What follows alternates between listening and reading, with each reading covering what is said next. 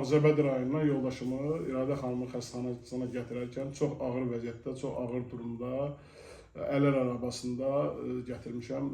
Pristupla, ağrı kəsicilərlə hara apardım, hansı xəstəxanaya apardım, bir əlac tapa bilmədim. Bu xəstəxanaya gətirdim və bu xəstəxanaya gətirərkən də yenə də mən inanmırdım ki, burada bunun vəziyyəti yaxşılaşacaq. Amma şükür Allaha, Allahın köməkliyi ilə, İradə xanımın köməkliyi ilə bir neçə seansdan sonra yaxşılaşmağa başladı. Məndə inam artdı və bir kurs müalicədən sonra şükür Allahın böyüklüyünə, İradə xanımın köməkliyi ilə bu mənim yoldaşım yeriməyə başladı və ayaq üstə durmağa başladı və çox belə çox ürək açan bir mənzərə alındı. Həqiqətən inandırıcı deyildi, amma göz qabağında olan şeydir. Ona görə də bax durub ayaq üstə mənim başımın üstündə.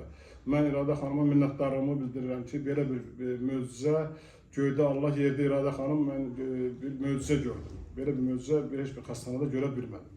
Minnətdaram İradə xanıma, həddindən artıq, həddindən ziyadə. Çox sağ olun, çox sağ olun.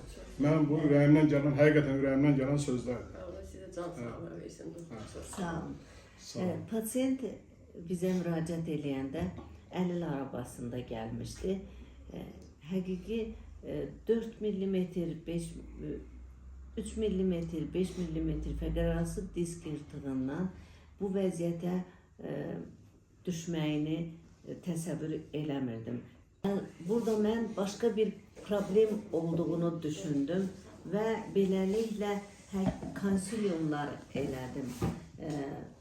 Və bu çanaq oynağının MRT-sini də çəkdirəndən sonra artıq travmadan sonra yaranan bir vəziyyəti gördüm. Həm bel nahiyəsində fəqərarası disk yırtıqları, həm də o travmanın fəsadından demək olar ki, ayaqları tutulmuşdu. Pasiyent ağrı kəsici ilə yaşayırdı və gecələr də ağrı daha çox artırdı. Amma Allaha şükür ki, gördüyünüz kimi artıq ağrılar azalıbdır. Kontraktura var idi aşağı ətrafda. Təkrar müalicəyə ehtiyac var. 2 aydan sonra biz yenə də pasiyenti təkrar müalicəyə götürəcəyik. Həmən vaxt da inşallah əl ağacını da kənara qoyacaq.